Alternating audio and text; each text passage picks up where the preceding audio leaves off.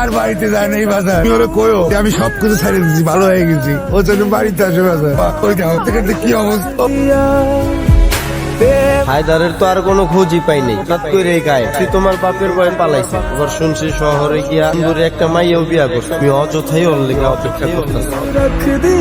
এমন একটা ছেলে জন্য নিজের জীবন শেষ করে দিতেছো যে ছেলে নিজেই তোর রেখে পালাই গেছে। আমার আর আমার আব্বুর উপর করতে হবে। আমরা তো তোর খারাপ চাই না, বই বিয়েটা করে ফেলো, ভালো করো। ভাই হিসেবে তোর কষ্ট দেখতে আর ভালো লাগে না, একবার চিন্তা করে দেখিস।